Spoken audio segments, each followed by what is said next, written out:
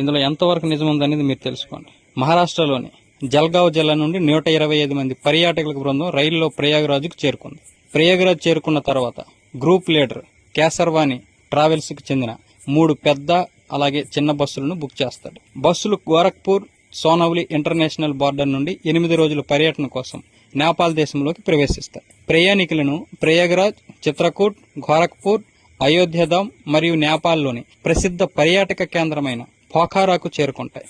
మరుసటి రోజు ఉదయం 8 గంటలకు 3 బస్సులు పోఖారా నుండి కాఠ్మండు వైపు బయలుదేరాయి. గోరఖ్పూర్లోని ప్రిపైచ్లోని నివాసం ఉంటున్న ముస్తాఫా అలియాస్ ముర్తాజా డ్రైవర్గా ఉంటాడు. దానికి బస్సు 1000 అడుగుల లోతైన లోయలో పడింది.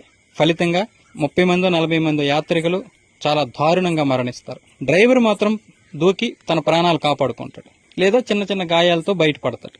ఈ కథ మీరు విన్నప్పుడు ఇది కథ కాదు, కథ అని చెప్పాను కానీ కథ కాదు, ఇది నిజం. ఇదే జరుగుతుంది.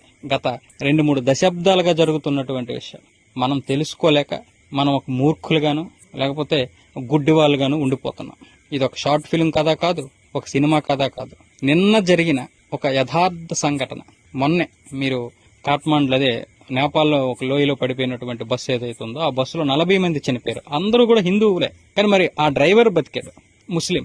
ఒక్క ఈ డ్రైవర్ అనే కాదు, అనేక మంది డ్రైవర్లు అందరూ ముస్లిమ్సే. వాళ్ళందరూ బయటపడతారు. ఎందుకంటే వాళ్ళందరూ సిద్ధంగా ఉంటారు అన్ని విషయాలకు.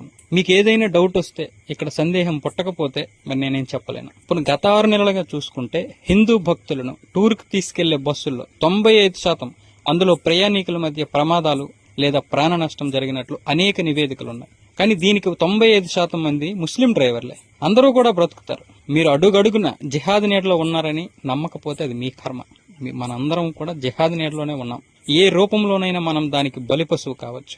అంతేకాదు, మీరు చెక్ చేసుకోండి, గత 3 నెలల నుంచి ఎప్పుడైతే ఇండి కూటమికి 230 సీట్లు వచ్చాయో దాని తర్వాత ఈ జిహాద్ అంతా కూడా ఊపందుకుంది. నిన్ననే ఢిల్లీ పోలీసులు ఎంబీబీఎస్ డిగ్రీ చదివిన ఓ ఉగ్రవాద సంస్థకు డైరెక్టర్ గా ఉన్నటువంటి ఒక ముస్లిం వైద్యుడిని అరెస్ట్ చేశారు.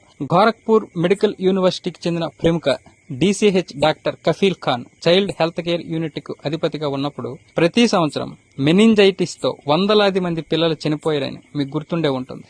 యోగి ప్రభుత్వం అతన్ని పదవి నుంచి రిలీవ్ చేసినప్పటి నుండి గోరఖ్పూర్ మెడికల్ కాలేజీ నుండి ఇప్పటి వరకు ఒక్క చిన్నారి కూడా మెనింజైటిస్ కారణంగా మరణించినట్లు నివేదించబడలేదు. ఇది కల్పితమా లేదా ఊహాత్మక విషయాలు కాదు.